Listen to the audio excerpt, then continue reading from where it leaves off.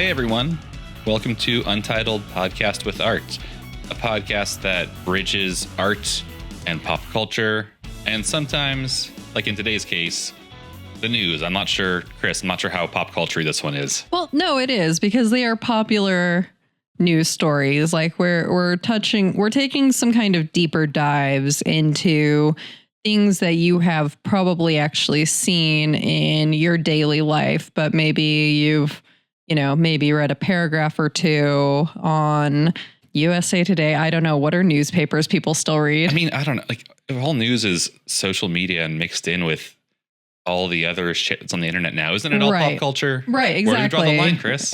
What is art news? Really, I need you to answer this for me. I cannot tell you. But what I can tell you is, about 3 different stories we're going to cover today. Have we introduced ourselves yet? Oh, yeah. I'm Chris. I'm Simon. And, well, before we kick off, I want to say we are taking a holiday break through early January. We are tired. Is it for the holidays? Is it for the winter? Is it for hibernation? It's because of, I think, like a lot of things. Yeah. Stress. What could possibly be stressing you out now? Nothing. Everything's fine and everything's good. We're going to Tahiti for like 3 months. See y'all later. No, I wish. Actually, can we do that? I don't know. Okay. I'll have to look into the podcast budget and see what's left over. Dig deep into those pockets. See what we need to spend before the end of the year. We will be back in early January with more art, more pop culture. I don't know what else to say. More research haven't done. I don't know. Maybe nothing's going to happen whatsoever in that time. Up, talk into a mic and tell you it's a podcast. Which is totally different from what we do now. No. Yes. So what's up? On the subject of politics or not politics, I had kind of thought that this episode was going to be about the research I have been doing into George Bush's painting career. Wait, is he known for something else? I don't think so. Also, which George Bush? George W. Bush. Did they both paint? No, his daddy did not paint. Or whatever. There are probably more George Bushes in that family, right? They both committed war crimes. Ones. They do not both paint. War and art crimes. Well, yeah. No, art crimes only for one of them. Anyway, that's not what we're talking about today. No, that's not. But that's just to say, that's what I was researching right before. If you are listening to this well into the future, this came out November of 2024, and we are all very sad and very tired. And I just couldn't keep looking at the research after the election. I couldn't keep looking at that dumb man's face with everything that has been wrought upon us since his presidency. You couldn't keep hiding the George W. Bush art books that you bought secondhand, I hope. That's from any visitors we have. They were secondhand. Wait, let me explain. Yeah. And I kept always leaving all of my pens and sticky notes out on the side of this guy sucks written on them because they're not reading those. They're just seeing that you have a bunch of sticky notes attached to George W. Bush art books, and they think you are the biggest fan. You cannot get enough. You got to commit it all to memory. She had to buy both of the books. Yeah. And I'm tired of him. I think that the episode is shaping up quite nicely. It is very fun to talk about. However, I need a break, and I will be pushing that one to next year. So sometime after early January 2025. So stay tuned for that. I'm sure we will all be here in early January 2025. Oh yeah. Yeah. Yeah. We got a little liminal space to exist in until then. So yeah, that's kind of why today's episode is just about big mainstream art news happenings. You might have seen a little bit of TikTok or a little bit of Insta reels about them. What about people who aren't on Instagram or TikTok? USA Today. And USA Today. So our target audience. Do you want me to name all the newspapers Today, Celebrity TikTok, and Instagram Reels? I don't think I should be on this show. Oh, no. I'm not in those categories. No, me neither. You do look at Reels. I send them to you every day, multiple times a day. Yes, I watch them. Every Reel I get, I set aside 2 hours to watch once a week. That's good. Mm-hmm. And you grade them appropriately accordingly. Yep. There's a rubric. Yeah. Yeah. Anything else you want to talk about at the top here? No, I'm excited to see what you have for us today. I've been hiding from the news. You haven't really needed to do I've that. I've been hiding from the news only because I don't want to spoil anything you've been preparing, not for any other reason you could possibly imagine. Yeah, good point. 2 Just Stop Oil activists who threw soup at Van Gogh's 15 sunflowers at the National Gallery in London were sentenced to jail in early September. That was Phoebe Plummer, 23, was sentenced to 2 years in prison, and Anna Holland, 22, was sentenced to 20 months. Simon, what do you know about these soupings of art, and what have you kind of seen about it? There have been a few going on. I mean, yeah, this definitely isn't the first one. No. They're pretty inconsequential in terms of damage to the art, right? Right. During the trial, the 2 told the court that they thought that the painting would be protected by the glass cover, which it was. The soup did not also cause harm to the frame. I think that the prosecutor, I don't know what they call them in the UK, like a barrister or maybe that's someone who wears a wig. Yeah, the wiggy man said that I think the damage to the frame could have been like 10,000. Okay, the frame's the important part, but also why? I need to back up. You asked me what I know about this, and I just said there's been a lot of them. Yep. But is it a climate activism thing? Mostly. There have been sort of similar protests involving art and stuff, especially related to like Gaza and Palestine, that I actually want to do a whole episode on later. I'm talking about this one because of the sentencing that just happened. The first time they've been sentenced. Yeah. What happened to other people? Well, it is a part of a bigger crackdown on environmental activists in the UK. So this wasn't related to a souping, but like in July of this year, also 5 Just Stop Oil activists were handed jail sentences ranging from 4 to 5 years for conspiracy to cause a public nuisance when they tried to recruit volunteers to take part in large-scale protests on a freeway in November of 2022. Okay, that makes me wonder. I feel like we should go back and just do a little bit of background on this particular case. We keep asking questions and derailing this. No, that's fine. I think it's important that you be the question asker, because I think that why I wanted to talk about this and what we'll get to is I think a lot of people have questions about this at the mainstream media, and I can't stand that term, but like CNN and say stuff. It 3 times, you become a right-wing you radio host. Summon the ghost of Wolf Blitzer. But I think that there is something that goes untalked about in those like headlines that most people see. So I appreciate the asking of questions, because most of the time you're just going to see in the news like activists threw soup, bad. Oh my God, people are mad. People hate soup. Yeah. Unexpected soup. Yeah. I mean, you only want soup when it's not a surprise. Famous soup and art. Who do you think I'm going to say? Who's it going to be? You have to say it. I have to say it? You have to say it. Chris loves Andy Warhol. That is not the name of a soup brand. It's a guy who paints soup famously. Yeah. Soup, Mr. I mean, for all we know, there was no soup inside that can. We are going to talk about Andy Warhol actually multiple times in this episode. My God. I can't. It's not my fault. He was very prolific and he sells for a lot of money to this day. Okay. I want to do an episode where we bring on someone like who is actually an art historian, like either of us, and 20th century art, and we try to think of art stories or like topics where there's no connection to Andy Warhol. Yes, like I want love to test the conversation that all art is supposedly in with itself. Well, is it like a 6 degrees of Andy Warhol kind of thing? I think we should do a 6 degrees of Andy Warhol I love episode. this. Yeah. Okay, I love this. We have to. That one for later. Yeah, but that is the point of him as an artist. He dealt with the mass image, and we'll talk about this more later because of course we will. But when you're dealing with popular culture and like the commodification and commercialization of the image in your work, and you produce as much work as he did, there's like always a connection there. Yeah, it's like it's the 6 degrees of Kevin Bacon. He's the Forrest Gump. Yes. The Forrest Gump of art. Absolutely. Of yeah. 20th century art. Uh-huh. Absolutely. Someone should make that movie. I will write a PhD thesis Forrest on Gump it. 3. Yeah. Is there 2? Lost in New York? There is a Forrest Gump 2, right? Sorry, I need to know if this is like a thing I made up, if it's a Mandela effect thing. Oh, I think they might be working on it or something. No, fuck it. Yeah. Well, yep. They're making a Forrest Gump. They're making it. Yeah. Yeah. They're doing it. So yeah, it'll be Forrest Gump 3. Okay. Well then. What was your question? I don't know.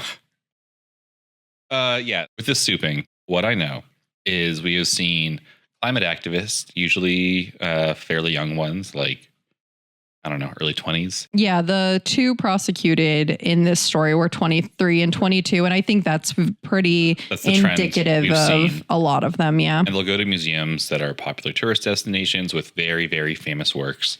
Often ones that have people, the kind where people, are always have their phones out, taking a photo of it or something. And they say something and they throw soup on it and outrage ensues. And that seems to kind of be the point. But my overly simplified read of this is that the idea is to disrupt spectacle, to force attention, and communicate the urgency of climate collapse, right? Yes, sort of. And I think that read is not incorrect, but it doesn't go far enough. So I finally found an interview that Plummer and Holland did with Freeze magazine. And what they said was that the act was designed to draw our attention to the severity of the climate crisis and that the protections we extend to works of art have not been extended to most of our planet and nearly everyone living on it. And I think that latter part of that statement is what's important here. It is about attention, but it's about also like driving home the right message. I mean, it's a performance art level of nuance. Yeah. And I think even there was a letter of support written by about 100 artists and curators and preservationists. I think that it was via Greenpeace who said kind of the same thing. I don't know if that holds water, but I do think that the point that they've made here is important, which is, some paintings get the special climate control box, some get the line, some don't get the line. What's up with that? I don't know. Yeah. This piece got the box, got the line. I don't think that it was necessarily to say like we're going to destroy this the way that the oil companies are destroying our climate. But I just think it's tragic that despite the wide press these acts get, you never actually hear the activists get to articulate their message because the media is more concerned with this spectacle. So good on Freeze for actually doing this interview with Holland and Plummer, I think. I mean, that also speaks to, in my quip about, the performance art level of nuance. This is just me making up a guy to be mad at like I want to do. But the reason a lot of people will think they don't get art is because the nuance is never communicated, even that second level of nuance, which you're able to summarize that in about 12 seconds or less. That's less time than these things will get, right? Yeah. And I mean, imagine if that was the headline. The protections we extend to works of art have not been extended to our planet. Like, that's a headline right there. But I mean, if I saw that, I would start believing that, yes, the mainstream media really does have liberal bias, like everyone is saying. Yeah. But it's always just activists throw soup. And then it's always that like, oh, some people are going to be really mad about this. And it's like, well, they're going to click the headlines and they're going to scroll down to see the chum bucket and we're going to get 0.04 cents of ad revenue. Yep. I don't have necessarily a problem with what these activists are doing. It seems like they considered their target appropriately. They said, this one's protected by the frame, the glass. Great. I just don't think we necessarily live in a media environment that is designed to amplify the message that activists like this are trying to make. And that's not on them, but that's just the environment we live in. And so I do appreciate and respect like what they've done here, but I do have to wonder if like in the future, these kinds of things just aren't quite working. This has got me thinking a lot about, activism in art. And that's an area that is studied and is practiced in quite a bit. Exploring this from the other side of it, from activism toward art instead of art toward activism. Yeah. But I'm always asking the question, who is this for, right? Yeah. There is some value in people creating or showing solidarity and creating community in various ways. But as far as communications go, who is the audience for this? How does the message get through? What's the way it's supposed to grab attention? Right. And who gets to decide what's art? And who gets to decide what's activism? The mainstream media does. And the UK court and the UK, I mean, oof. I know, like, just speaking as an American in one of the worst media landscapes you can imagine, but like the UK media landscape is its own, pretty bad. Yeah. Its own monster. Yeah. I mean, at least they have like BBC, right? I mean, not great, but not, I'll take that over like CNN. Is there a British Wolf Blitzer? No, I don't think so. Maybe. I hope not. Wolf Blitzer. Like, how could we make Wolf Blitzer worse? I don't know. Make him British. I just want to leave some parting words from Plummer and Holland from that Freeze interview, because, again, I don't think that their message, that the actual message is heard enough through the media, and I think that it deserves to be amplified a little. Anna Holland said, unless we fight for it, unless we start acting like we're in the emergency that we are, there's no future to look forward to. It's a horrible thing to say to people, and it's bleak to think about, but that's the truth as it stands. As Phoebe said, in the global south, people are struggling. They're fighting for their lives every single day, and that is the future we all must look ahead to if we don't win this fight. And then Plummer said, the reason I'm part of Just Stop Oil is that I'm terrified of my future. I'm terrified I'm going to be denied the right to grow old, and I'm terrified that I'm going to live in constant fear of climate disaster. I'm terrified that I won't have access to food or clean water. Our generation doesn't have the luxury of sitting on the sidelines because our futures are at stake. I think that's well said. Yeah. I also, and this is not a criticism, why soup? Well, one more thing. And I don't know if this is necessarily like that they already had the materials on hand. I got a whole doomsday bunker full of canned soup. But they did originally say they had planned to target an Andy Warhol. But then it wasn't covered up or something? I think that they changed their minds because they thought that, why did they change their minds? I don't actually remember. It might be read too much as performance art. Maybe. Might be read as like a response to David Dutuna's Hungry Artist that we talked about in our last episode. At Andy Warhol, speaking of which, real life art heist. We talk about Warhol every episode. So, of course, we have to talk about the crazy art heist his work was involved in. Do you know anything about the heist? Nope. Head in the sand, like I told you. On November 1st, thieves blew open the door of the MPV gallery in the town of Oysterwick. I'm sorry, what? What the fuck is Oysterwijk? It's in the Netherlands. You have to tell me. I'd rather hear you attempt it a few more times. Oysterwijk. We haven't gotten there in my Dutch Duolingo. Oysterwijk. I'm going to guess it's Oosterwijk, but... Oosterwijk, yeah. That's why I'm saying it like oyster. Oosterwijk. Oosterwijk, yeah. Don't at me, Dutch people. Dad. Simon, would you tell us about the art heist you did recently? Yes, I'll confess everything on this podcast that has all 20 listeners per episode. Well, it's more than that. You know that the Interpol won't be listening. Yeah, exactly. Suck it, Interpol. I did an art heist I went to an escape room, okay? I wasn't planning on sharing this publicly, but I went to an escape room. It was for work. It was team building exercise for corporate colleagues. And our theme was art heist. And we did things like we were breaking into the office of some snooty art critic or museum curator. I forget which it is. And we were trying to steal a famous painting that was rolled up. Was it a feared critic? I think it was a feared critic. Or was it a icy gallery owner? It was on the museum level. Okay. I don't know. Probably. Was it a gym? Probably some public employee fat cat. Oh, hey, Jim. Hi, Jim.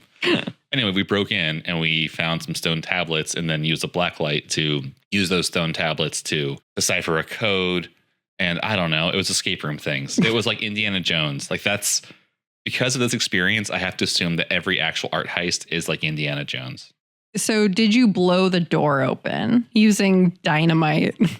Because that's what these thieves did. We found the right code to pull the books on the bookshelf in the proper order, and then a vault opened. Okay. No one gave us dynamite. If I had known that was an option. That was an option. That's how all real art heists, all real art thieves do it. Actually, I think the authorities were really confused that they used dynamite because they're like, why would you do that? You didn't have to do that. Yeah, they're like, usually when you're stealing art, you want to like do everything you can to make sure like the art won't get damaged. But what the authorities don't get is that it's fucking cool to use dynamite. And what they don't get is that these people really did not give a fuck about damaging the art. Did they light the dynamite by like throwing a cigarette behind them as they walked away from the vault? Yeah.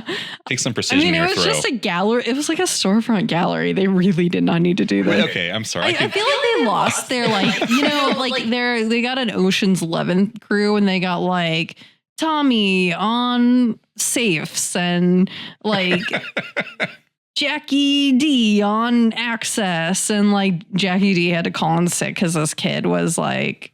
So we're stuck with dynamite guy? We're Donnie Dynamite? He's got a lot of dynamite. Look, man, we need you to do the access part of it. I know your name is Donnie Dynamite, but please, this one time, do not use dynamite. I don't know where you keep getting it. It's 2024. Dynamite isn't a thing you just like buy at Ace Hardware. Like one of those round balls that say TNT on it. At least get some plastic explosives or something. Yeah. Well, nope, dynamite. He didn't listen. Also, I don't know what the like Dutch version of like calling somebody Donnie Dynamite might be. Donnie. Hold on while I look up the word for dynamite. It's probably one of those ones that's like a cognate, but it sounds silly when you say it in Dutch. It is. What? Oh yeah, just dynamite. Dynamite. Donnie Dynamite. Donnie Dynamite. Anyway, the exhibition that they were breaking into featured 4 prints from a series of former queens of the United Kingdom, Netherlands, Denmark, and Eswatini, which is sorry, what? Eswatini, which is formerly Swaziland. Did you know that? I had no idea until this story that they had changed the name. Apparently, it just happened in 2018. Yeah, I didn't know that this had, I mean, we all got kind of busy in like 2020. So I just feel like if a country changes its name, we should all get an email. I think so. Yeah, I definitely check my email enough. I definitely don't get any other emails that would bury that. Yeah, certified letter. I don't know. If the Chicago Sun-Times didn't put it on the front page, I'm not going to know about it. They should. This was mainly, I guess, done to de-anglicize the name, but also because the country's name was so often confused with Switzerland. And they were like, all right. Switzerland. Yeah, with the wrong accent. Swaziland. It's the same place. Yeah, Swaziland. A lot of confusion. Yeah, so you have like an old-timey, like, Swaziland. Switzerland. So they stole the 4 prints, but 2 of the prints were left in the street because they did not fit in the getaway car. What was in the getaway car that... Questions. Okay. Yes. My only source of information for this and background is the escape room game that I did. Yes. Were you driving a Mini Cooper? There was no driving. Okay. I would have been way more into it if they gave me a Mini Cooper to drive. That'd be pretty cool. It was rolled up. It was a rolled up canvas. Yes. Which makes sense if you're trying to make off with prints to roll it up. Yeah. Right? You get a little architect's tube, whatever they call those. Tube. Yeah, a little tubey. What do you mean they didn't fit? They left them in the middle of the street. They were badly damaged. It was a Mini Cooper? Well, you know how small Italian job? Yeah, you know how, I mean, first off, yes, that's what but you know how like all like European cars are small. And I guess they just didn't want to like buy a van or something. Okay. But also they didn't make sure that it like fit before. I mean, this is I'm bad. gonna ask stupid questions. You can tell there was not a woman involved in this because she would have been like I'll know more about that. Measuring the trunk space. There was not a Chris involved in this. Yeah, that's true. Yeah. There was no Tetris expert involved. They didn't have a producer. No. Yeah, and like I mean, the frames are I guess you would want to not have the frame. But as we learned in your previous story about the soup, the frame is pretty valuable itself. The frames can be quite valuable. And they're not soup. They're permeable to soup. Yeah. But it's not like they dropped it into a puddle of soup. While you're driving. Yeah. Okay, they left them on the street. Yeah. They threw them in the dumpster of a Panera Bread. Yeah. And got soup all over it. I don't understand how, if you can fit if you can fit 2 prints in the car, why can't you fit 4? Why didn't they make someone get out and walk? I don't know. Was it because there was too much dynamite stored in the car? He brought too much dynamite again. Yeah. Okay. I could ask stupid questions for hours on this. Just tell me what happened. Let's go through it. A few days later, there were some raids in nearby towns. A 23-year-old man has been arrested. No name or mugshot of the suspect is available because the Netherlands actually believes people are like innocent until proven guilty or something. Wait, 23? Yeah, 23-year-old. First art heist at 23? Yeah, why do you think he didn't measure the trunk space? But I just feel old. Yeah. Like wasting my youth. I feel like so I much really would. shit than like I could have study abroad or whatever. I could have done so much more and with my life. But yeah, so unfortunately we don't get like you get out of prison and it's like, oh, what were you in for? Art heist. That's the coolest cool answer. It's the best answer because I mean you probably didn't hurt anyone unless you like once you dynamited a guard or something. Yeah. It only really like hurts the rich and I guess culture or whatever. Yeah. But it's probably the coolest thing you could be a criminal for. Absolutely. As far as like party banter goes. And that's the reason we're all doing the crimes in the first place, right? Yeah. And I've seen this tweet that's like art heist should be totally legal and just high stakes capture the flag for adults. And given like our current art market, and we will talk about that more later, why not? Honestly. Okay, I'll take it. Yeah, let's do it. All right. I know I keep apologizing to you. I'm sorry. Well, no, this is actually my first apology. I'm sorry. Let's go through it again. I will hold my tongue until you get through the whole thing. Do you have any more questions? Yeah. What? Not right now. Tell me. I don't know them yet. What do you like? You have to. Okay. Unfortunately, we cannot actually make like Warhol-esque prints of this guy's booking photo like we could here. But surely that would actually be way more interesting than what the story we covered about booking photos and Timberlake. Because then it's like, wait, Warhol did booking photo art. Timberlake had that booking photo art made of him in an Andy Warhol style that was bad. We could make this guy, we do booking photo art of him if we ever get our hands on it. Any tips out there? Anybody who's got access, send one our way. The works still haven't been recovered. So who knows if, this is actually the guy anyway. Innocent till proven guilty. I mean, surely he's on like Instagram or Facebook or TikTok or SmackDog or whatever. But anyway, only one's been arrested. There are going to be a bunch of like millennial, like Gen Xers who listen to this and go, wait, what's SmackDog? Why am I not on SmackDog? It's shit from a tweet. It's not even an original thought. Not real. So there are others involved. Maybe. Probably. How'd they catch this guy? Right. He posted about it on SmackDog? He probably did post about it. And they found him. I'm not sure.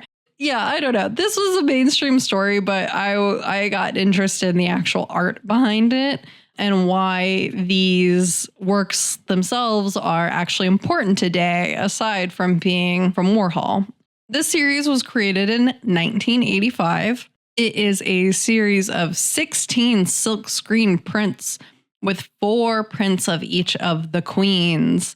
Actually, part of the theory behind why they were targeted in particular is because they're going to be easier to sell. Not like that much easier. I honestly have a hard time understanding why people think. You've been to Europe. People love queens. Yes, they do. And they love not just Europe, anywhere outside of the US. That's true. And yet the reigning queens only includes queens who assumed the throne by birthright and not through marriage. I don't know why Warhol decided to draw the line there. Seems kind of meh to me. It's not like you, as a lady who became queen in your own birthright, accomplished any more than you did by marrying somebody. But maybe he just needed, like a rule to limit the the series. The reason. It's certainly otherwise, it spirals. Not respect for like royal lineage. He cares about the bloodline. He really cares. Yeah. Apparently, like he actually approached all of them to ask if it was okay. So Beatrix of the Netherlands, your girl, was immediately easy positive about it. You love her. Her. Elizabeth II of England said she wouldn't stand in his way, but it was a little about it. Marguerite II of Denmark was hesitant, I think. And then Anatombi of Aswantini asked him repeatedly not to do it.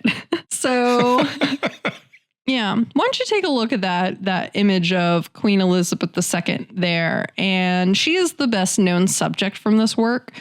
What do you think of it? What do you see? Give me a cold read. Given that I've given you a ton of context, actually, but give me a lukewarm read. She's wearing a backpack? Is that a sash? What's on that sash? Do you think it's more likely that a queen would wear a backpack or a sash? Well, my first guess was sash, but it really looks like a messenger bag strap. Like there's a little pocket for a Cliff Bar. There's a pin on it.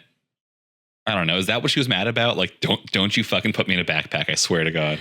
Oh, this says it's a sash. This seems fine. I don't know. It's not like a royal portrait. Yeah. What was it? Was it Prince Charles' royal portrait where it's like, I'm surrounded by blood or something? The red one? Yeah. I mean, I think it's important to remember that like so much about royalty is about the image of royalty and the control over that image. So remember, like the royal family of England today, they call themselves the company, like amongst. Because royal family of England doesn't sound ominous enough.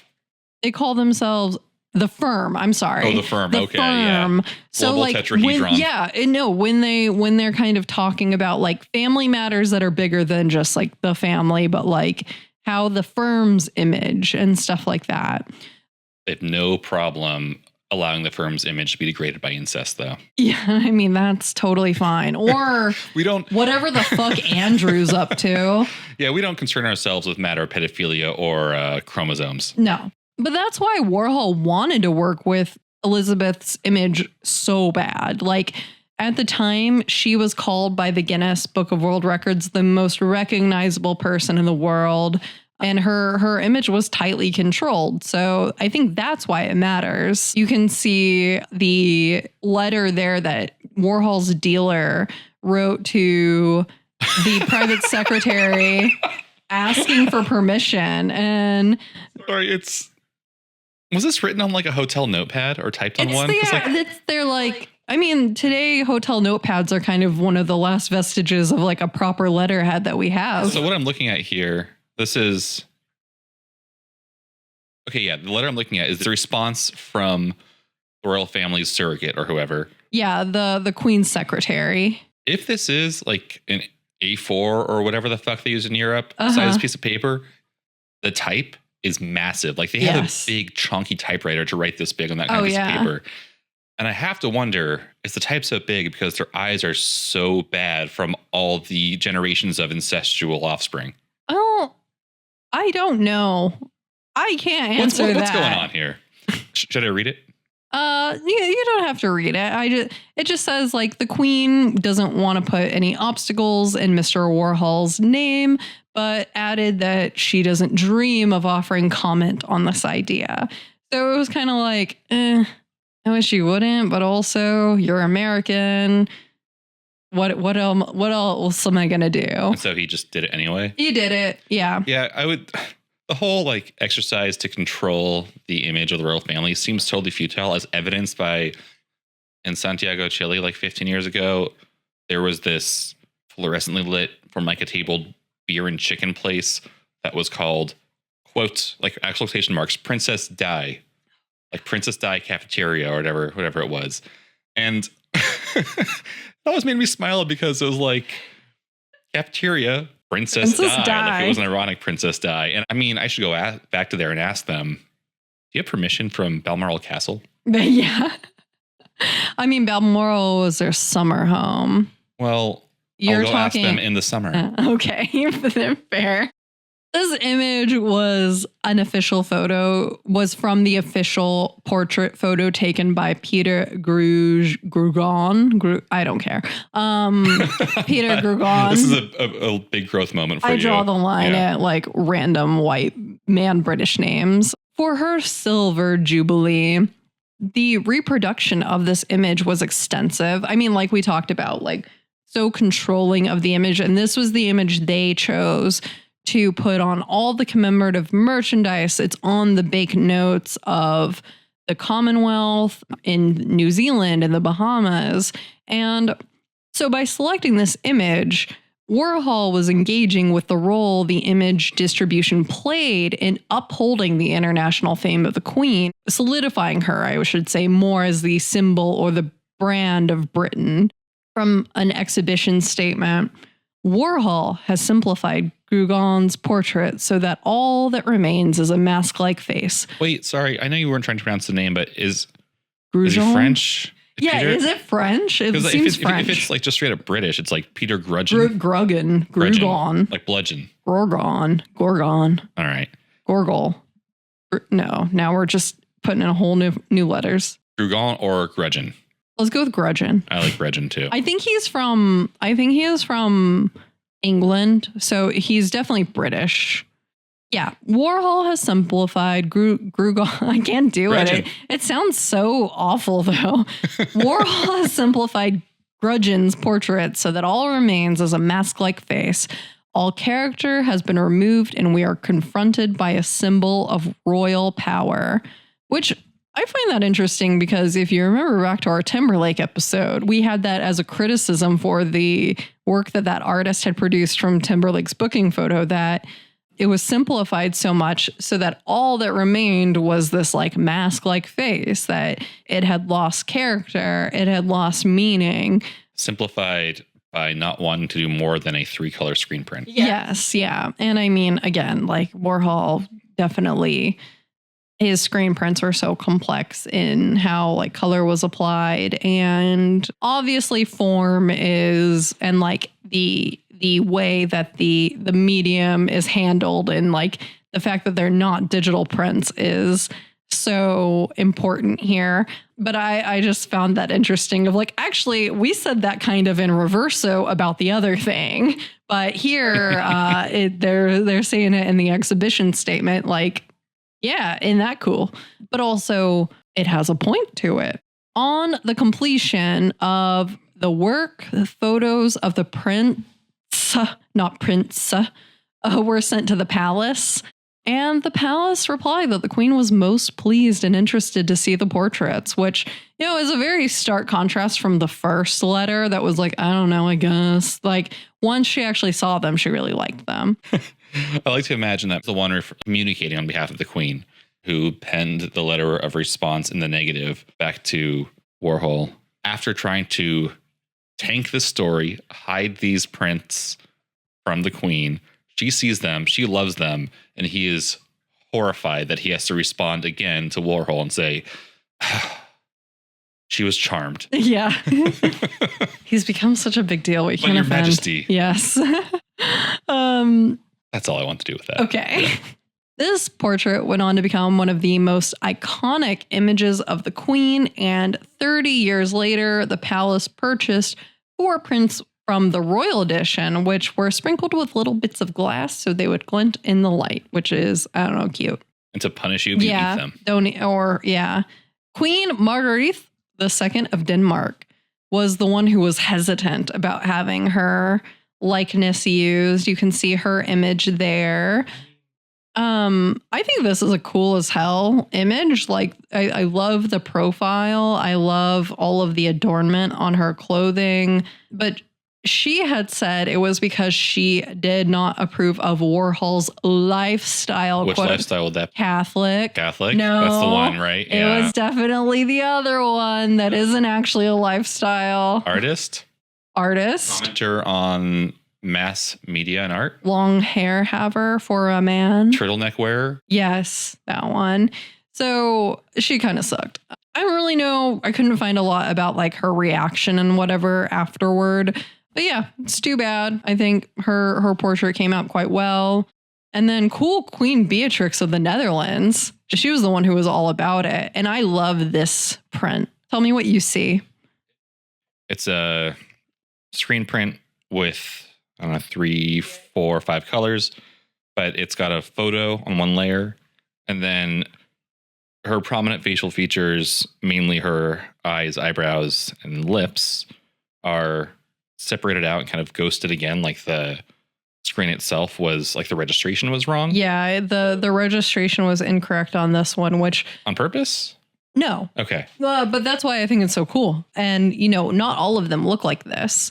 I didn't include, or others, where the registration is right. But, as a thumbnail, when you look at it, you don't really notice the registration issues, but up close you do. It adds something to it that the other ones don't really have, too. Yeah. And so a couple years back, there was a big show that involved all of these prints, and cool Queen Beatrix showed up and got a full tour. And she, along with the Queen Elizabeth, are the two people who have engaged with Warhol's work the most here. And you're calling her cool Queen Beatrix because she was the only one who was down from the get-go? Yeah, she was the one who was like, yes, let's do this. I can't believe you would want to paint a photo of a portrait of me. You would want to make a print of me. Yeah. Because I don't know about Denmark. I don't know about Swaziland or God, what's it called now? Aswantini now. Aswantini. Yeah. I don't know about those, but the royal family in the Netherlands they don't make as big of a deal out of it as most don't. No, yeah. Like these folks ride their bikes to their office English still. Are like, look at us. So Queen Natombi Tofala of Aswantini was the only queen whose inclusion was against her will. So Mulder, Warhol's dealer, asked twice, and twice her attaché said, please don't. And ultimately, Mulder went to what was Swaziland at the time to try to persuade her, and he didn't, but he did come home with a press photo. And remember, this was the 80s. Internet wasn't a big thing yet. And ultimately, he used that as the basis for a portrait. And what do you see in this portrait here? Wait, did she sign the press photo at least? I don't know. Why would I know that? Oh, you mean like specifically for Warhol? I would hope so. I would hope so. It is similar to the others. This one has a lot more yellow in it. The queen is facing head on. There are, looks like kind of line or brushstroke type marks in the print that give everything kind of a halo that are in blue. But yeah, it's largely from the yellow, very vibrant. Yeah. And I mean, because there are different colorways in the series, this is just one example, but this is my favorite of all of them. I think this is like the most engaging. There are interesting things going on with shape here. I think, like you said, that gives that kind of halo effect that I really enjoy. I think it's too bad she didn't want to be a part of it, because I think that it turned out to be the most vibrant and interesting of the four. I think you said this already, but please remind me, why did you not want to be a part of it? I actually don't know. No, it wasn't like not cool Queen Marguerite who... Yeah, I just think, I don't know why she was kind of against it, but yeah, it's too bad because hers was the coolest. The way she's looking straight at the camera, there's a lot of emotion there. She seems very like self-assured and self-satisfied to me. She seems really engaged with the viewer, and I think that there's also just a lot of interesting stuff going on in terms of what Warhol has done with like shape and form. It also, this collection, I know the filter is Queens by Birthright. I don't know who else. I don't have a list in my head of all the queens. I think that's actually it. Yeah. I think that's why he limited it. Right. But it also gives you a real sense of the power that queens wielded in the 20th century. Yeah. Because there's a lot of just saying, look, please don't, and then no teeth to that whatsoever. Yeah, exactly. Which is like, and it goes to show how it is just these kind of institutions, these relics of propriety, of We'll write like, you a strongly worded letter. Exactly. It's like the same power that like my grandma had over my manners when I was 7, where it was like, yeah, I'll listen to this lady while I'm here. By the way, BT dubs, banana taped to wall. BT dubs, BT dubs. BT dubs. Banana taped to wall. It just sold at auction. We have talked about this work before for a bit on our Velvet Buzzsaw episode. But Simon, can you briefly give us some background? Yes, I can. Banana Tape to Wall was a piece that debuted at Art Basel Miami 2019 by Maurizio Catalan, which was, as the title would suggest, a banana duct taped to the wall. Not the title. The title's comedian. Oh. Well, then why are we calling it banana tape to wall? Because that's what everybody will recognize. Why don't we just call all art, all famous art, by its most immediately apparent characteristics? Blue Lady, Big Titties. Which one's that? Picasso? That's all the Picassos. Oh, it's like, well, sometimes they're green or the green titties, multicolored or green. Okay, yeah. Sometimes they are. It's like Still Life with Egg. Yeah, exactly. Blue. All right, egg on yellow satin. It's comedian. Yes. Okay, which who was that fucking Italian comedic actor of the 20th century? Borat. Yeah, he's Italian. Yeah. I don't know. Kazakhstan has complicated feelings about that comparison. I don't know. Oh, fuck it. Is he really Kazakhstani? Borat? Borat. Yeah. Is he really? That's the whole. I've not seen this. Okay, yeah. The whole joke is that. I know that it doesn't age well. Okay. It's Kazakhstan. Okay. There's a whole song that's like the national anthem of Kazakhstan that's made up about how they have more mineral exports than anyone else in the region. Well, that's good for them. Yeah, it's. Yeah, I'm not here to defend Ours Borat. has like, well, this isn't our national anthem, but we talk about grain in one of our like America songs. So I don't see why that's so funny. Yeah. I don't know, man. I'm not here to tell you why Borat's funny. Okay. In 2024. Somebody else needs to explain. I'm sure if you like. Can someone please explain to me Borat? I'm sure if you just like go down to the Loop on a Saturday night and go to any of those sports bars there, just ask any dude to explain Borat to you. They would love it. Yeah. One, they should pay me for that. That's an interesting service I could start. The bar should pay you for it. Somebody needs to be paying me for that. Hi, I don't know anything about Anchorman, and you look to be 38. Would you please explain it to me?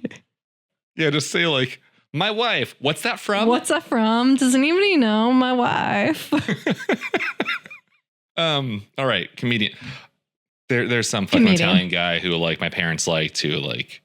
He's in Life is Beautiful, and he is often pointing a banana at the thing. Never mind. I'm shaking my head at Simon because I do not know.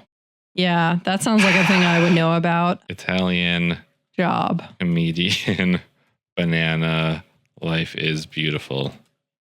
The results I get are fucking banana tape to wall. It's ruining algorithms right now. It is. Yeah. Italian. Oh my God.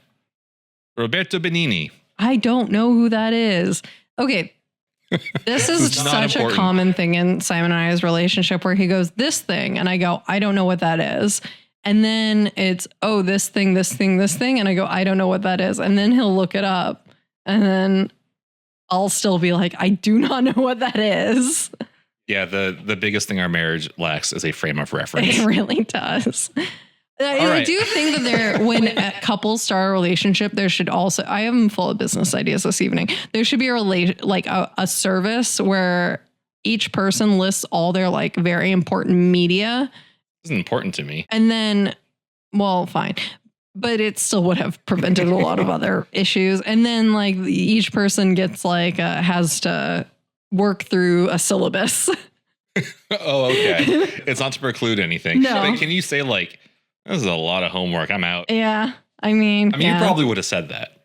Probably. Yeah. Especially, yeah. I would have been like, no, I will not. You're going to make me watch Borat? You made a 30 Rock reference in like our first date, and I just stuck with that one for like the next 6 dates. And then here we are. Oh, your favorite television show is The IT crowd? I've never seen that. Oh. Don't put on the internet that I've seen that. Oh, your favorite television shows, The Big Bang Theory? No. It's 2.5 Men. This is what I remember. No, it's Young Sheldon, actually. Oh, okay. Yeah. Anyway. Okay. I was wondering, why is the banana titled comedian? I feel like the reference is kind of, as the work is very like obvious, and that like, oh, I'm at an art fair. I have duct taped a banana to a wall and called it art to stoke controversy about the art market. It's a meme. Yeah, it's the way we use the word meme. Yeah, exactly. I think that's the same thing that's happening with the name. I think I was hung up on the assumption that there is some kind of intrinsic comedic quality to a banana. Did you think Jim Carrey made it? No, that's mangoes. He only does mangoes, yeah. Anyway, Art Basel, Miami Beach. 3 editions were sold. And to be clear, it's not the banana itself. That would be nasty. They last like 5 days Very tops. gross, yeah. As I'm glancing over at the fruit bowl in the kitchen. Yeah, I know they're new. It's the instructions for this art, which is get banana taped to wall, I guess. He will receive the buyer, who we will talk about more very in depth. Son will receive, Justin's son, the buyer will receive a roll of duct tape, a banana, a certificate of authenticity. The work also comes with a 14-page manual on how to refresh the piece with specific instructions on what direction the banana should face, always to the right, what height it should be taped at, eye level, so, 60-inch center.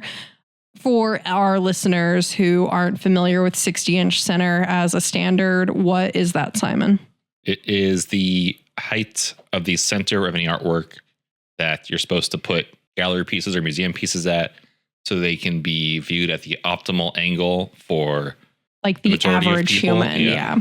And also, what orientation the banana should avoid. It should not be in a horizontal or... How granular does this get? Is it like degrees? Why is it 14 pages? Yeah, but is it on that same letterhead and like with a big typewriter that the Queen of England secretary uses? I'm going to guess that like some assistant who was really good in Photoshop and like InDesign was able to draft up something nice looking for the gallery that sold it.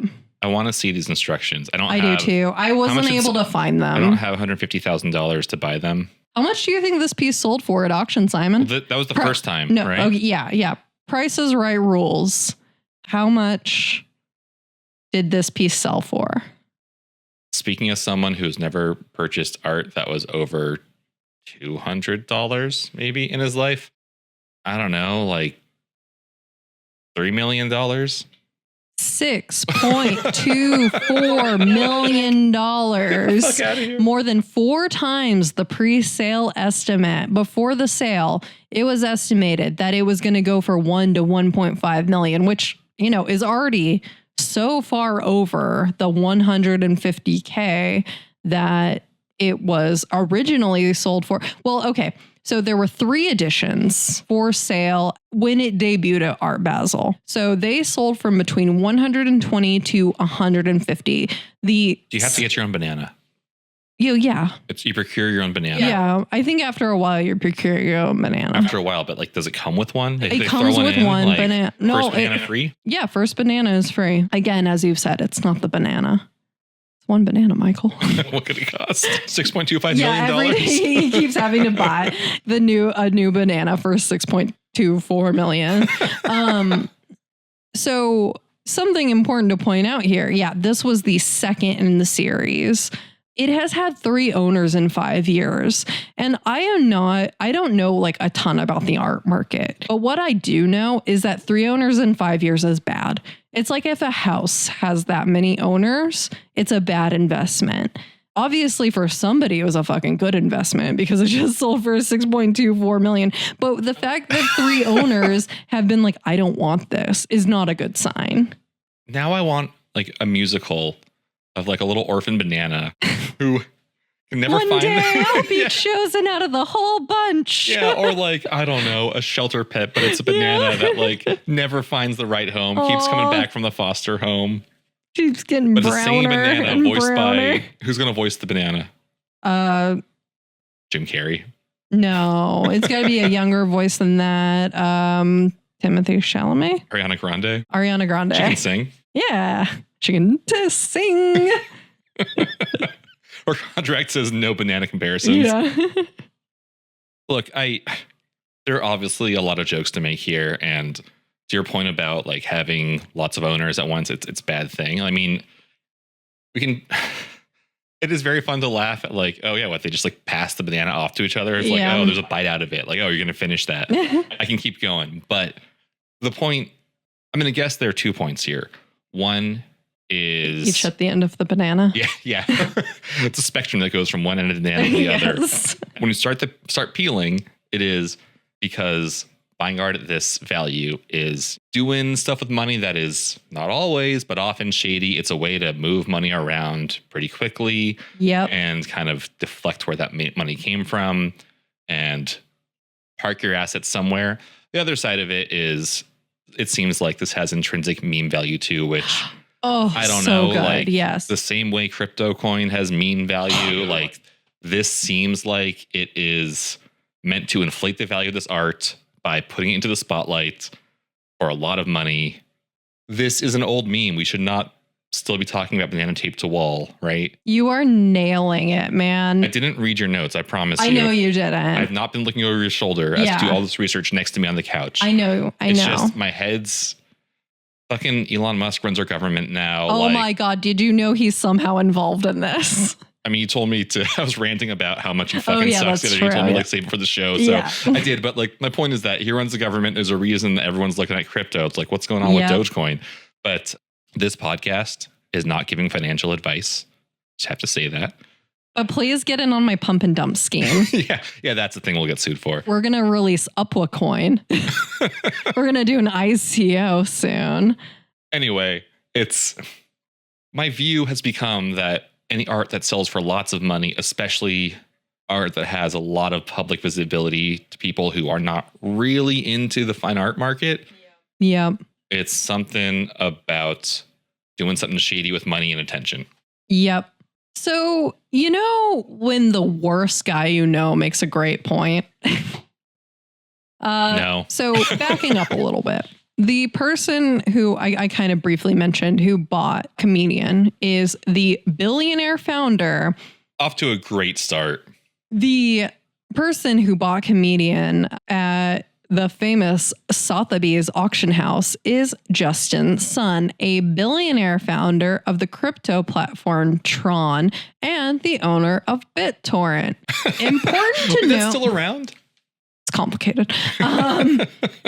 Something I want to point out here, crypto guy, this was the only lot in the auction that day that was available for payment in crypto. So hold that in your mind as we get into this story. Who made that decision? Sotheby's. I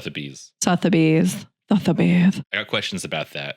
Uh-huh. Seems shady too. They're trying to get into the whole crypto NFT market. And yes, it should seem shady because as we will talk about, this guy's shady as hell.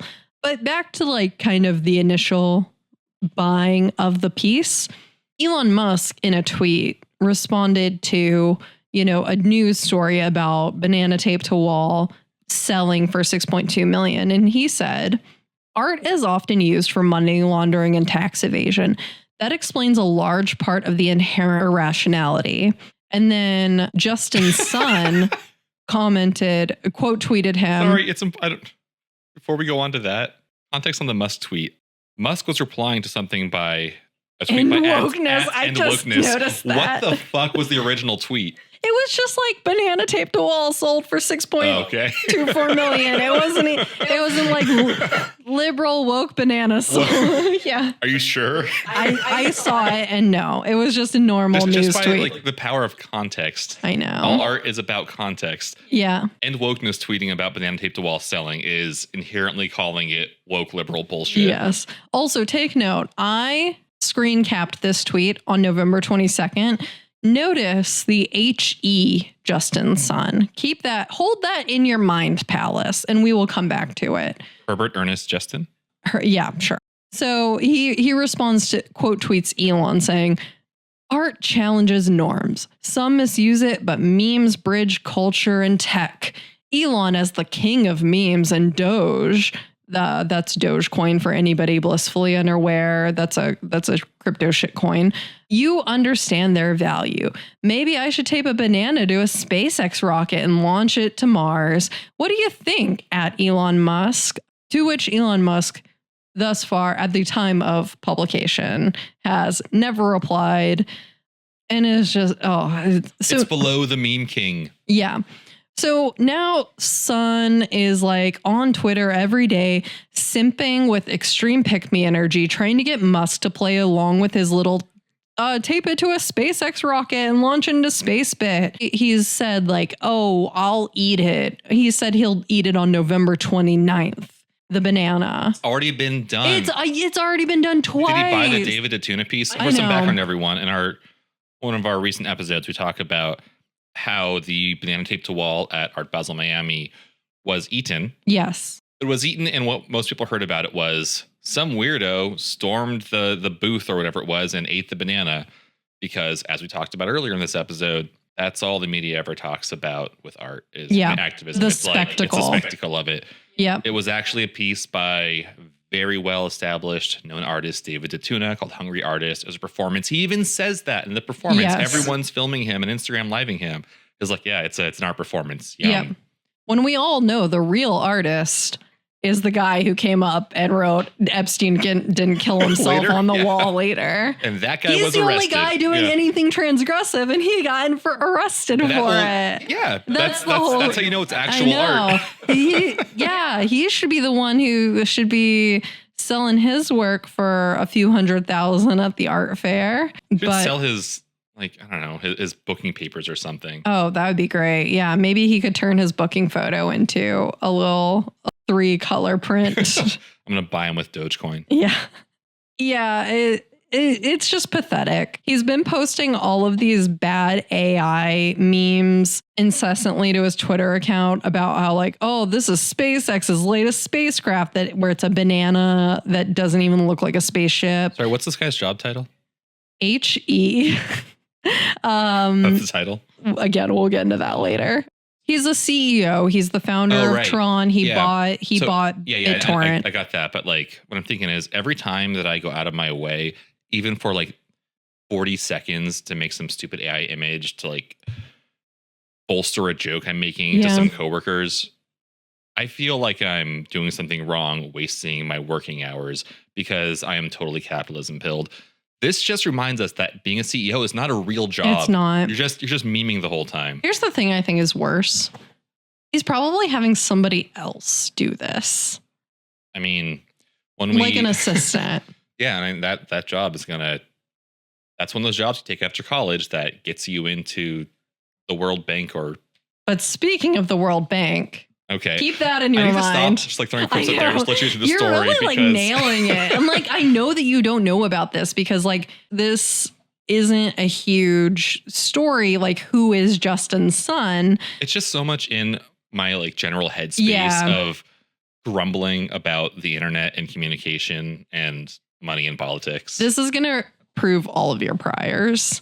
Great. So, yeah, just pathetic. I do hate that Elon Musk made a good point, but also it's not he's not just admitting to what he does. He's supposed to be a genius. He should make at least one good point. Yeah, exactly. A stopped clock is right, twice a day, blah, blah, blah. So, yeah, I think you've asked, we've talked about the work a little, and I'm not actually with this segment that interested in going too much more into the work. I am not super quick to form opinions on this kind of thing. And I think that I will link to some really good criticism of Comedian and of this piece and of the auction spectacle of this piece. I'll link to that in the show notes through publications like Hyperallergic that have smart critics working. And I am not that kind of person. What I want to talk about is who is Justin Sun. I did not expect to go down such a rabbit hole about who the fuck the guy was who bought Comedian, and the story is fascinating. Okay, I have a lot of questions. I'll ask them along the way. Yeah. But is it going to ruin your flow if I ask up front, What's with the HE and why do you just call him Justin's son? It's an honorific, and we will get to it. Okay. I'll let you do your thing. So Christopher Harlan Dunaway is on the Justin's son beat over at The Verge and has done some excellent long form journalism on this guy. And so we'll also link to those in the show notes. I did some deep dives into his articles, a ton of others, but that's where like the best info I got comes from. But suffice to say, this guy is shady as hell. He bought BitTorrent pretty much to make it a live leak for the Chinese market. Like wasn't that before? For the Chinese market where it's banned through using modern technologies like the blockchain and crypto to get around the Great Firewall. A real free speech warrior, I'm sure. Well, and it's not even that, it's just that he sees opportunity as a Chinese national. Did you not detect the sarcasm in my voice? No, I did, but I just took the opportunity to explain a little bit more about his motivations. So after he bought BitTorrent, all sorts of like dozens of employees have been like, this guy sucked to work for, super toxic work environment. Ex-employees allege that he siphoned money out of crypto wallets into his own personal accounts via Operation Couch Cushions. And like, that's not even Operation Couch Cushions? So the idea is that as the founder of a shitcoin, Tron, they have access, all of their engineers have access to all of these wallets. I think I know what you mean. I think it's evident from the name, but define shitcoin, please. Everybody at this point probably knows Bitcoin as the big coin. It is the crypto that made a lot of money. And ever since then, there have been thousands of ICOs or initial coin offerings by companies who are trying to get in on the crypto scheme. And, I say scheme as just in a functional sense. I think it can also be taken as a scheme in how we typically think of it as well. But the idea being that you can put an ICO out there to get an initial round of investment and then kind of like take that money, and it's never going to bounce back to the initial offering level. And we've seen it 1,000 times. So Tron definitely exists in the shitcoin sort of pump and dump. It's pump and dump for sure. Yeah.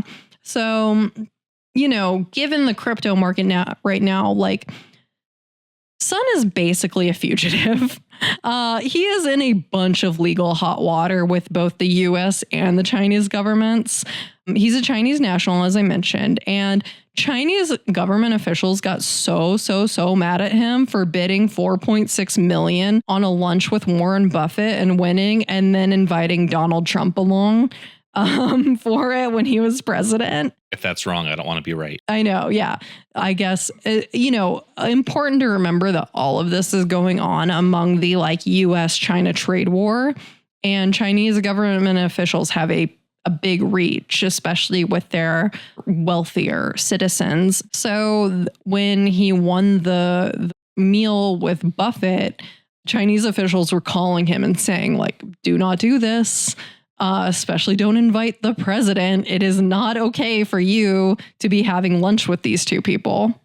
I'm going to assume that reasoning for that isn't, just government control and everything, but also what you going to talk about there? Yeah. Right? What you going to do? What is the point of that besides some kind of dealings? Yeah, exactly. That are likely not within the view of people who are supposed to keep an eye on financial dealings. Yeah. And it is in China's best interest to, ICOs are banned in China. They are very slow to adopt crypto and are taking an extremely cautious approach. So Sun's businesses are not totally above board in China. Beyond that, just SEC and the FBI, investigations by the IRS, multiple allegations of fraud, insider trading, direct wash trading schemes. Really bad memeing. Yeah, really bad memes, securities violations.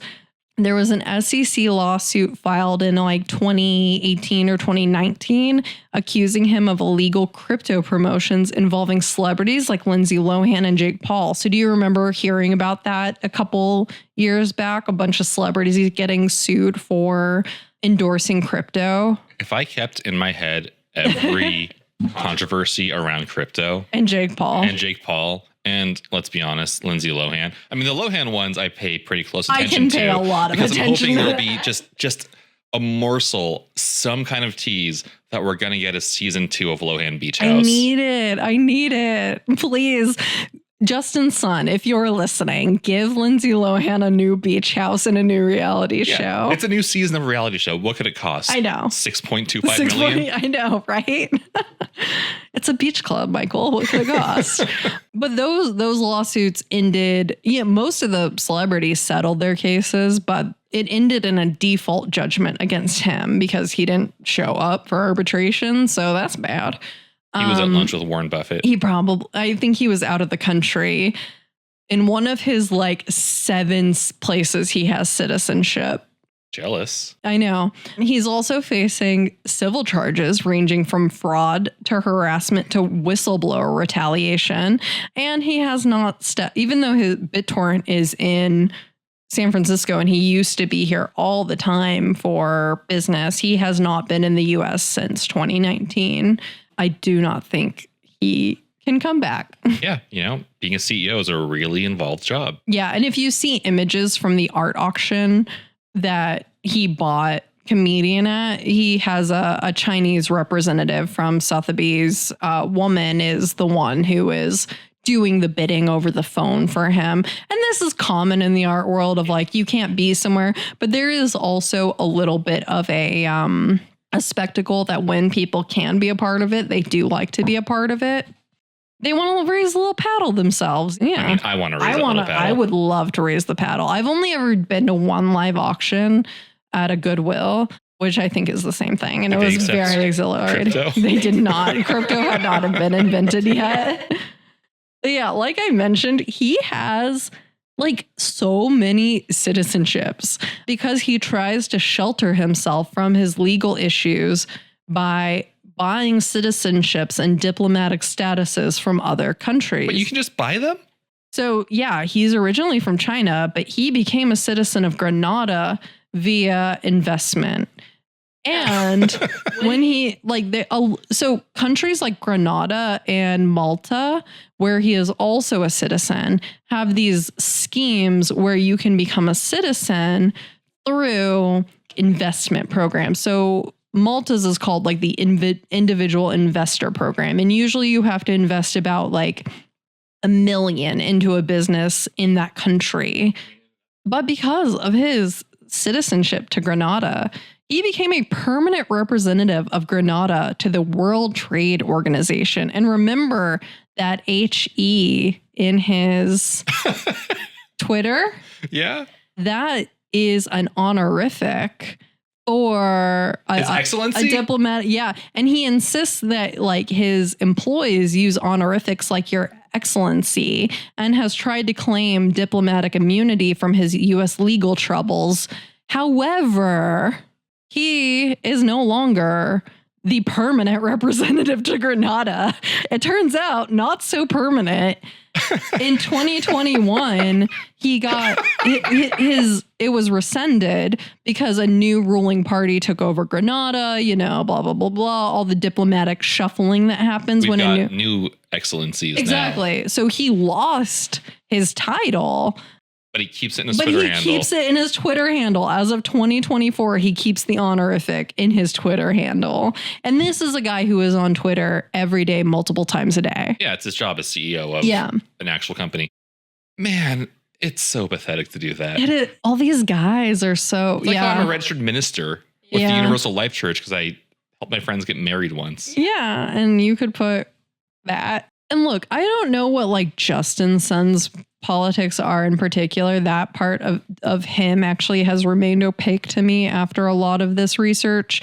But he like worships guys like Elon Musk who complain about things like pronouns in bios. And yet, yeah. Did you look up how many times Elon Musk had actually like responded to a tweet of his?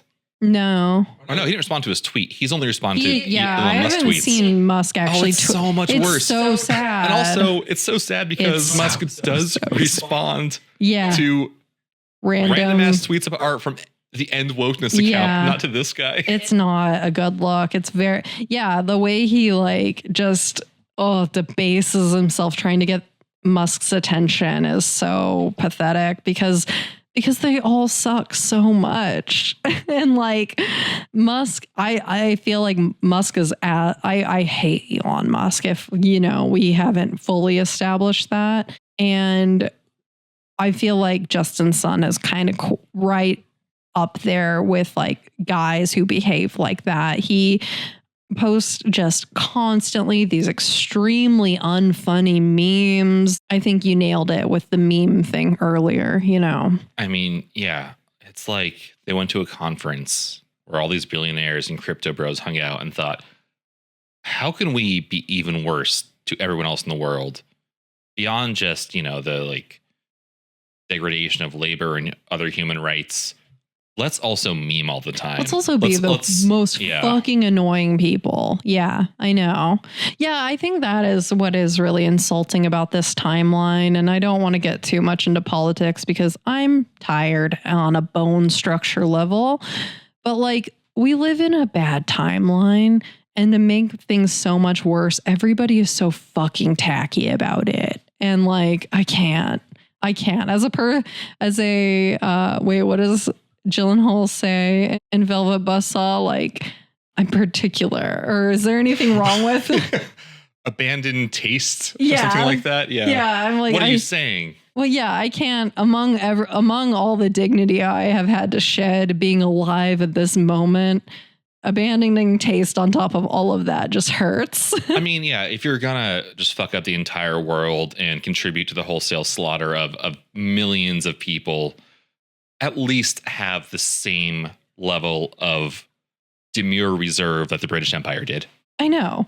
I do want to just say, like, I have read plenty on like the nice Nazi next door who wears like a bow tie and therefore is acceptable. And that's not what I'm saying. That's not what I'm saying. I'm just mad that people who wear like cargo shorts and look like they are, I don't know. Nice Nazi memes too. So like punch all of them. It's all memes. It's all fucking memes at this point. It doesn't mean anything. And that's kind of what we're talking about with Justin Sun and the way that like they talk about the art. Like Justin Sun's Twitter is now just filled with banana tape to wall memes. Like not just the ones he's tweeting to Musk about like, oh, put it on a rocket. It's all trying to like pump his coin by showing like the banana taped to the wall with the coin logo on it and trying to get like eyes on his coin, which is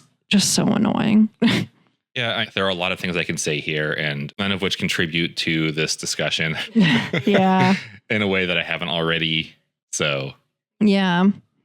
On top of those, I just want to mention he has bragged that he's in the process of buying a passport to Guinea-Bissau, an African nation. Can you collect passports like Pokemon? Like what? He is. But like passports aren't all the same level. Like where does Guinea-Bissau get you? It gets you a place to hide if everybody else says we're gonna put you in jail. That's what he's looking for. Unfortunately, as far as I know, very few of these actually provide any shelter against extradition if it ever came to that for him. He also has said in legal documents that he is a citizen of St. Kitts and Nevis. Both of those are Caribbean countries. I was going to say. But what it does give him access to is also bank accounts. Yeah. Bank accounts and places. Let's say get the passport. Yeah. You open up a big bank account. Mm-hmm. Yeah. And he was also recently elected the Liberland Prime Minister, one of those new doomed to fail libertarian micronations. Wait. Oh, yeah. I love these. A sea these. State. Yeah. I love a sea state. I mean, Sealand It was kind of libertarian.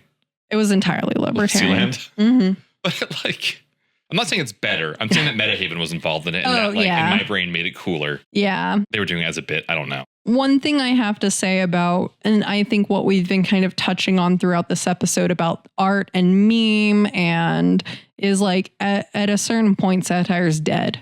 And a performance as a result, certain types of performance are dead. That was a long time. I'm not long. That was like a decade ago. In their case, it was a long time. And they're also coming at it from a Dutch perspective, right? Like Metahaven. Yeah. I mean, there were a lot of people involved in that. It wasn't just theirs, but they were like, Metahaven in the 90s did a corporate identity, national identity, graphic design exercise for Sealand. And can you explain what Metahaven is? Metahaven is a Dutch art design duo that's been around for a long time. They've worked with a lot of different people. They work with musicians. They work with activists. They work with other artists. Big brands, institutions. Yeah, they're all over the place doing very kind of avant-garde graphic design and art. Yeah. But it's often got this kind of political edge to it. I mean, they wrote a short book that was called Can Jokes Bring Down Governments, which was about social media and memes and activist movements. They have a lot to say in these areas. Yeah, I'm not informed enough to talk about the history of Sealand. It was this micronation off the coast of Britain. But Metahaven did a branding exercise for Sealand as an offshore micronation that at the time had an iconic role in, being a data haven, which touches on the libertarian part of this. When we talk about satire being dead and everything being memes, this has been going on for a while. This is the kind of thing Metahaven's been talking about with attention and branding and graphic design. Yep. And the idea of nationhood and power. It's a topic for another day, but there's a lot there. Yep.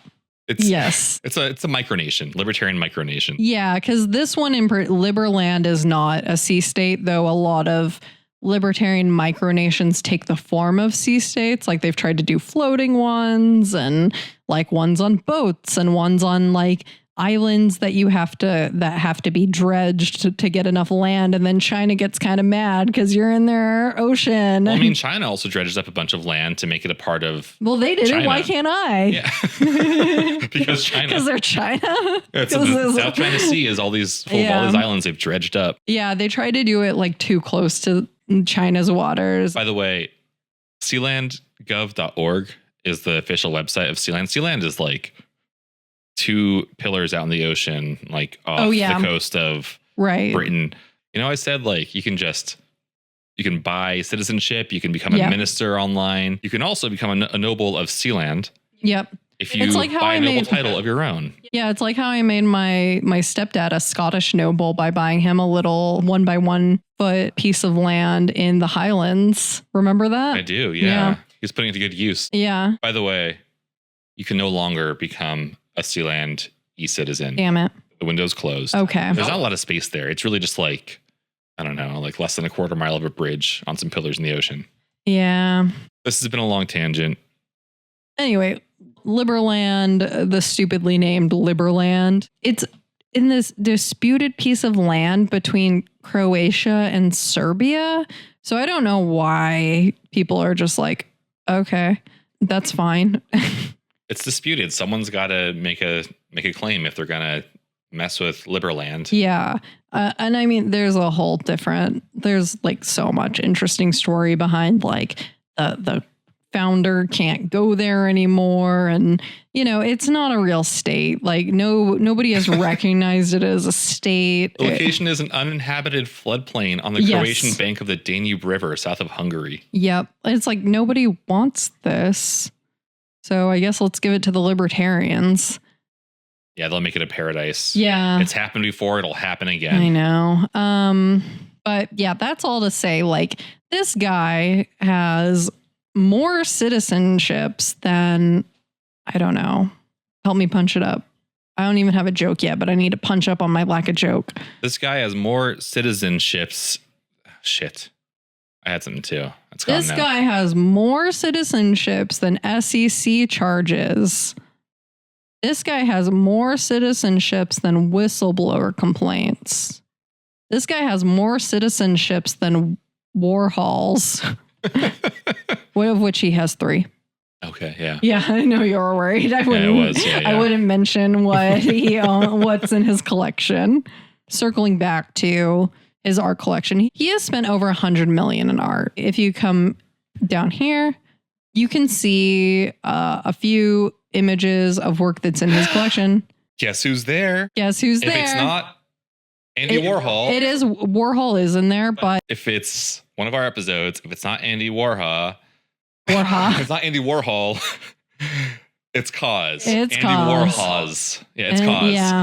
And it's one of Cause's works called Kimpsons. It's The Simpsons. It's The Simpsons. But the Cause skull face thing has been applied. Yeah, who cares? He's got the Pablo Picasso portrait of Marie Therese. Are those the blue titties you were talking about? Yeah. Well, the actual tits aren't blue, but her face is. But she's blue. Yeah. Yeah.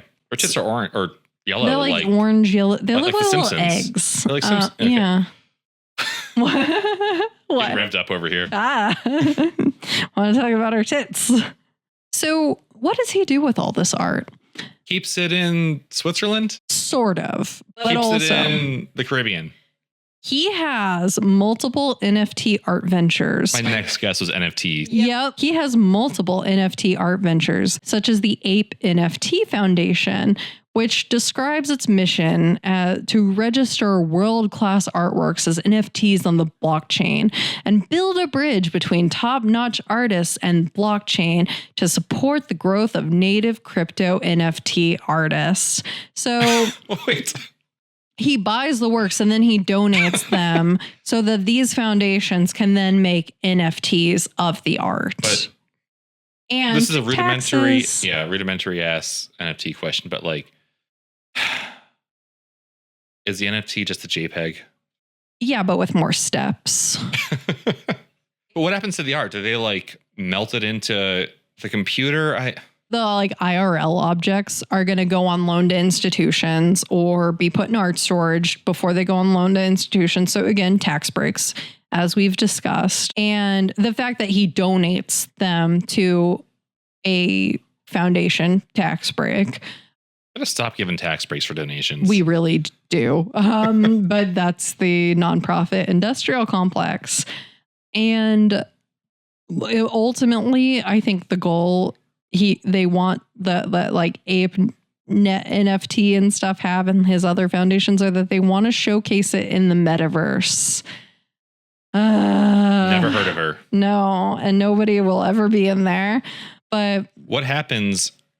Well, I mean, it might work because this portrait of Marie Therese by Pablo Picasso doesn't have legs. So it'll work perfectly in the metaverse where actually none of these pieces have legs. That's why it works. Yeah, that's why it's okay. You can't have legs in the metaverse. I no know. matter how much Mark Zuckerberg wants them. No.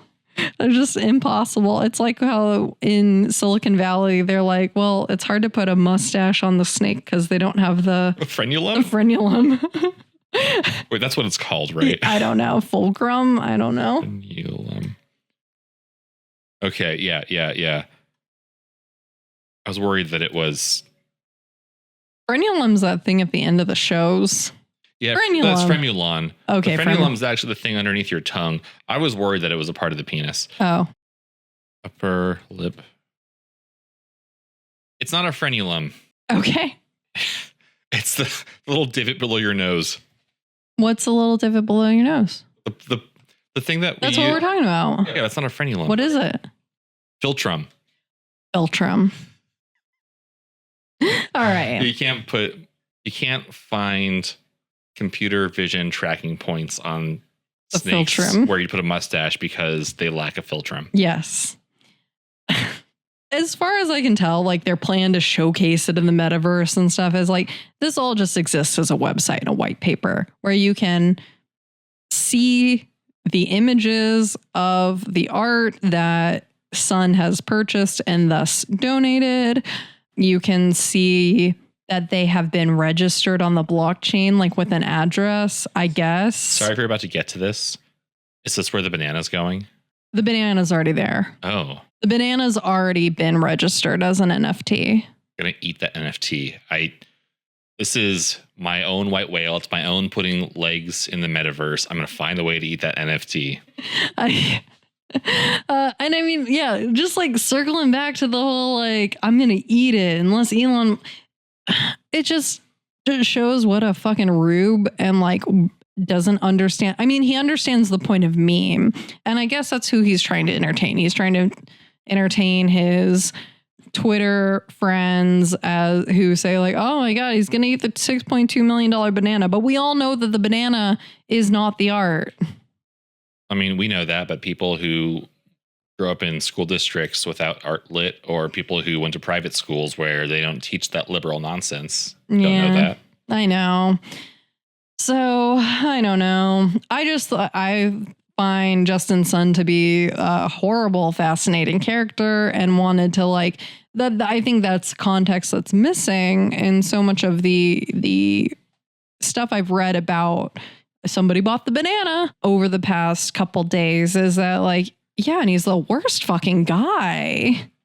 Yeah, but you have to read all of his tweets to get that, or read about him, or I don't know. Like that's the thing is like, yes, it is all art is a meme in the like Richard Dawkins sense of like, it is units of culture. That is, before. He said it wasn't cat photos though. He said it was cat photos, but it wasn't just supposed to be cat photos, like who gets to ask what's a meme? Yeah. And that's why you get an MFA. Yeah. Richard Dawkins, MFA. But like, yeah, so like all art, everything is a unit of culture at the end of the day. And we're all just engaging in it and memeing all the time. But like I said, I'm not that interested in like the art criticism side of things. I kind of know what how I generally think about this kind of thing, which is in an old kind of curmudgeonly, I don't like it kind of way. But what I am interested in is just like the way that the meme perpetuates itself and that it's not funny. Well, but also that, I mean, this is what you're getting at, but we talk a lot about like, or kind of poke out without doing too much of a deep dive into it, but there's a lot of dark money in the art world. There has been for a long time. There is an overlap with art and pop culture, as we talk about a lot. And by pop culture, we mean just like the zeitgeist, the Twitter sphere, what the media chooses to cover or represent, brains and like mainstream media. But then also this area that we are, because it's newer, are much more assured in our labeling of crypto as grifter central. Yeah. And that overlap doesn't mean nothing. No.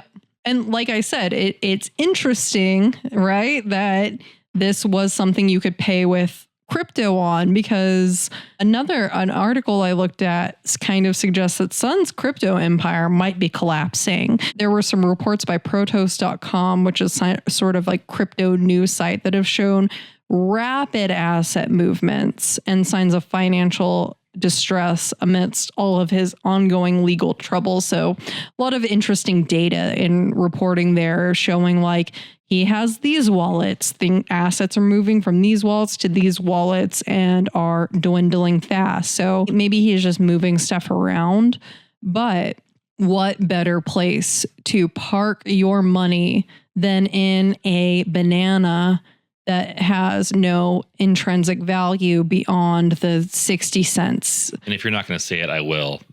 There's always money in the banana stand. Always money. There's always money in the banana stand.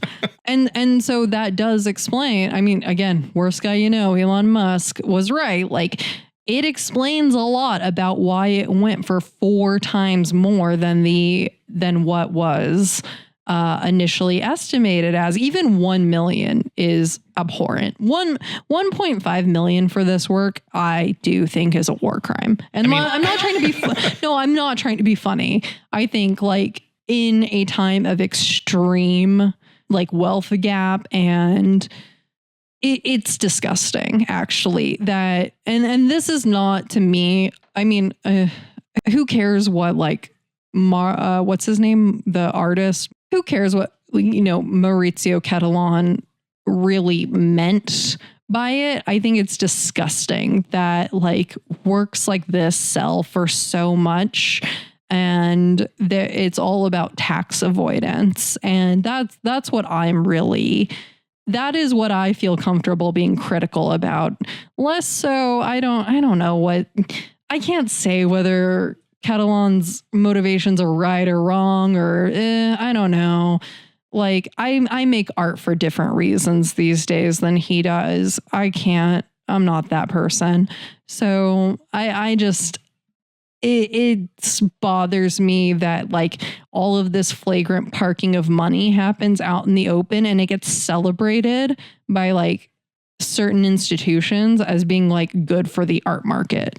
Well, I'm sure that some Silicon Valley genius or wherever they're from is going to find some way to use crypto to make that money go to the people who need it. Oh, yeah. I mean, in the white paper that on his Ape NFT Foundation, they're saying, oh, regular people can't buy or access art and we're going to help. It's like, no, you're just creating a better structure to park assets and to further profit off of assets, because he bought, like take Linez, for example, he bought the work. And then the idea is you're going to now make an NFT of that work and continue. I mean, it's similar to like making prints or the way that like you can buy a Basquiat shirt now. You can continue to market and profit off of an image of something. And it's just another way to do that. So I wouldn't say it's inherently so much worse, but I think to say it's for other people besides yourself and your own crypto wallet is not true. I mean, no one said he was good at deflection. No. Yeah. Something I want to go back to is your point about the worst guy being right every now and then about Elon Musk's tweet about art being a way to launder money, etc. That seems classist to me, because not all of us, and by all of us, I mean not every one of us crypto billionaires can necessarily afford to launder our own money and hide our own assets through space exploration companies. Yeah, that's true. Check your privilege, Elon. Yeah. And, not every one of us. Oh, I also want to say Ape NFT is involved in also the IRL art storage market. They have their fingers in that in Hong Kong and are very open about it. So, so much money laundering, so many ways to avoid taxes. If I were a gorilla, I would sue them. Yeah, I know. But yeah, I just think considering that all of Sun's legal troubles, considering his financial issues, if something is expected to go for 1 to 1.5 million, and maybe you put 6 mil into it. If at the end of the day you lose a little money on it, it's still been a good place to park your money if you are kind of worried that the dragnet is closing. And when you donate that piece of art, you get that value back in some way instead of a tax deductible donation to the poors. Yeah. And, it's also reputation laundering for him. Like, how many people now know Justin Sun's name without knowing all of the heavy duty reporting that has gone on, and like The Verge and other places that have actually looked into who this guy is and seen the way that he operates and treats people and all of his alleged and convicted crimes that or I guess not convicted because it was a civil suit from the SEC. So, but like the things he has been ruled, the things that he has been found guilty of via default, like this is great reputation laundering for him. Well, when our 20 regular listeners hear about this, His Excellency better watch out. Mr. Excellency. Oh, what a nerd. I just want to say, like, again, to me, this ties back to the souping. I don't think that the media does a good job of investigating the true value of art and the art market. They just want the headlines. They just want that the 20-somethings threw soup on a painting, and they just want that the banana sold for $6.24 million. And you should listen to this show and recommend that all your friends listen to it, because we actually talk a little bit more about why these people suck or why the media sucks. And if you don't, we'll have to make a bunch of Twitter bots that will actually every post about this kind of thing and say, here's the real backstory. That's true. Trying to get the information out there and just contributing to the information attention economy of Twitter. Please listen to this so we don't have to do that and couch it in being art somehow. Yeah. Well, and with that, thanks for joining us. Thanks for joining us. This has been Untitled Podcast with Art. Remember, we are taking off until early January. We'll miss you, but we hope to be back with some great new episodes for you heading into the new year. Unless we get crypto rich. And then which case you're on your own. Again, yeah. No. My name is Chris. I'm Simon. And we have an Instagram now. You can follow us at Untitled Art Pod. Our theme music is by Layers and Layers. You can subscribe on Spotify or YouTube to access videos of all of our shows where you can see images of the artwork as we're talking about it. Or you can find audio versions on Spotify, Apple Podcasts, or wherever you get your podcast. Either way, please please subscribe, please share to your friends if you like what we're doing. We really like doing it and are so happy you're listening. You can also support us on Patreon at patreon.com/Untitled Art Pod. And if none of that's your thing, you can at the very least find us online at untitledpod.art. Bye. Bye.